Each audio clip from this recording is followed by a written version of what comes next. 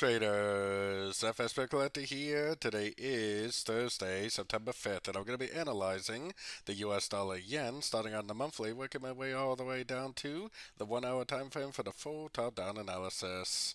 So on the dollar yen, it definitely does look like the end of a wave 5. Now there is a possibility that this move down is part of a correction to this move up, especially looking at other yen pairs. It could end up doing something like that, making an ABC correction and continuing the uptrend. But if it really is the end of a wave 5, then eventually it will take out the low of wave 4. Either scenario, I think it's not important to know the difference yet, because either scenario, it should lead to impulsive down, corrective up, and then the third wave is where we're going to either see this or we're going to see this, a breaker structure. So let's take it down to the weekly time frame. On the weekly time frame, I'm still looking at this whole move down as potentially either a wave A or a wave 1. I guess it's pretty obvious that this is actually not over yet.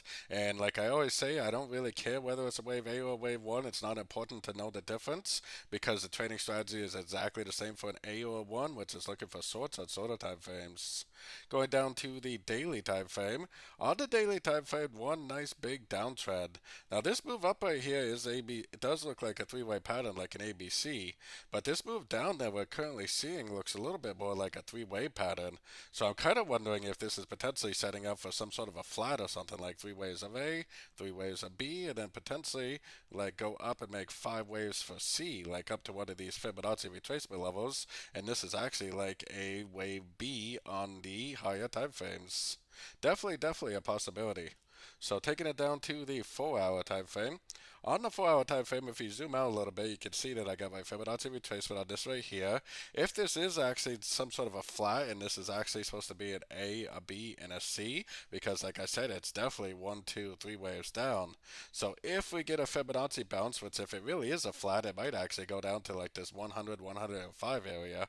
But if it does bounce from the 78%, give us a nice breaker structure on the shorter time frames, I would definitely take that as a long, potentially for a really nice swing trade to the upside for that wave C of wave B or wave C of wave 2, like I was explaining on the higher time frames. So taking it down to the 1 hour time frame.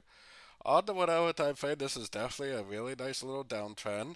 And if we can identify the end of this trend by seeing a breaker structure at a Fibonacci level, nice impulsive engulfing move to the upside with a breaker structure, then that's what's going to turn me back into a buyer for the continuation of the uptrend. At the next pullback is where I would try to get in.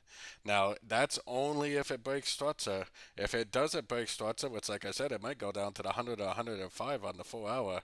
So if it doesn't break structure but makes another lower high, then continue to look for shorts until you do see a breaker structure at a Fibonacci level. So don't forget to join my free Discord channel, which is linked over here in the corner. And as always, thank you and happy trading.